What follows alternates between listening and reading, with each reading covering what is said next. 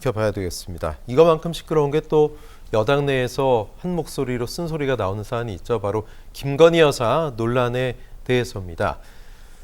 자, 마포5.1 전략공천 설로 시끄러웠던 당사자입니다. 김경률 국민의힘 비대위원은 김건희 여사 주가 조작 의혹 이상으로 명품백 수수 논란이 심각하다.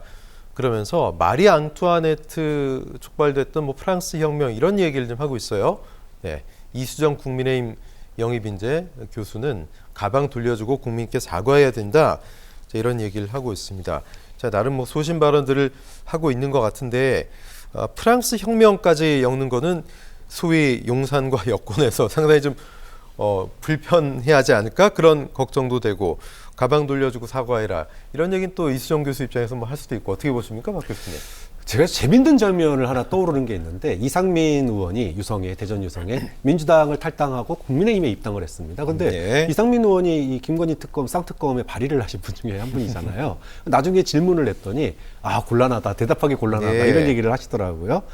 저는 여야를 떠나서 이 영입되신 분들이 정말로 야권 심판론을 얘기할 수 있으려면 여권에 대해서도 똑같은 잣대로 비판할 수 있는 그런 소신이 있어야 된다고 봅니다. 그런 점에서 김경률 비대위원이 그 명품백 수수 논란에 대해서 심각하게 문제 제기하는 거는 저 잘하는 거라고 봐요. 자, 그런데 이게 단순하게 가방 돌려주고 사과하면 끝날 문제냐는 거예요. 만약에 이게 이 한 건이라면 국민들도 사과하고 그러면 이해를 할 수 있습니다. 그런데 이미 김건희 여사는 대선 전에 이미 사과를 했어요. 이력 논란으로, 조작 논란으로 이미 대국민 사과를 했고 이후에 조용히 살겠다고까지 얘기를 했는데 지금 문제가 또 터진 모양이란 말이죠. 그러면은 김건희 특검까지 있는 상황에서 이게 사과한다고 그냥 끝날 문제인가? 좀 그런 점에서 내부의 목소리도 이거는 너무나 용산과 윤석열 대통령에 대해서 완곡하게 지금 표현하고 있는 거 아니냐. 완곡한 표현이라도 하시는 분들이 그나마 다행이긴 한데 이것도 말 못하시는 비대위원장부터 시작해서 많은 분들이 계시니까 좀 이런 얘기가 국민의힘 내부에서 좀 많이 나왔으면 좋겠습니다. 예. 비대위원 그리고 영입 인재이기 때문에 이 정도 얘기라도 나올 수 있었던 게 아닌가 하는 생각도 드는데 윤재욱 원내대표는 이 사안에 대해서 당내 의원들에게 주의까지 당부했다는데 그거는 입단속하라는 얘기입니까? 뭡니까? 주의를 줬다는 거는 김건희 여사와 관련된 언급에 대해서 입을 다물라 이렇게 얘기한 거나 마찬가지죠, 사실은. 그런데 저는 이제 지금 김경률 회계사라든가 아니면 이수정 교수라든가 지금 국민의힘의 비대위에 비대위원으로 영입된 분들이 이런 발언을 하는 것, 그걸 보면서 건강한 비대위다라고 생각이 듭니다. 그런데 제가 판단하는 건강한 비대위가 누군가에게는 불편한 비대위 혹은 막대먹은 비대위가 될 수도 있겠다라는 생각도 듭니다. 그러니까 제가 지금 김경률 비대위원 같은 경우 이분이 마포5.1의 공천을 받을 수 있을까라는 생각이 들 정도로 이 멘트만 봐도 굉장히 이 멘트가 이제 그냥 마리 앙투아네트를 비교한다는 것은 마치 이 정부가 폭망할 수 있고 폭망하는 단초, 기저, 그 어떤 버튼 같은 역할을 할 수 있다라고 하는 그걸 지칭한 거 아닙니까?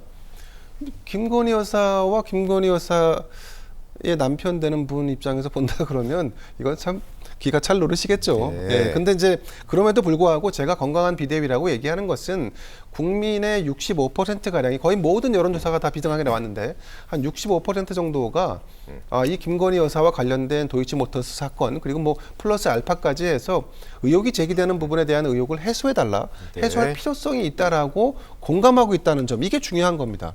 그런데 정작 그와 관련돼서 문제 제기를 하거나 아니면 사과의 필요성을 언급하는 것에 대해서 입을 다물라라는 식의 조처를 취한다라고 하는 것은 전 대단히 문제가 있다라고 생각을 합니다.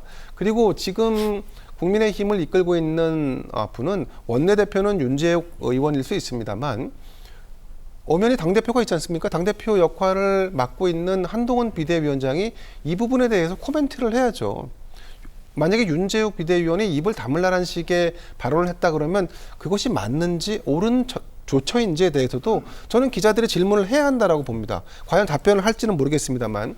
그리고 지금 특검법이 발의가 됐고 민주당 주도로 해서 사실상 총선용 부당한 정치 공세다라고 볼 수 있습니다. 볼 수 있는 여지도 있습니다. 그런데 그럼에도 불구하고 왜 지금 이 사건이 여기까지 왔는가?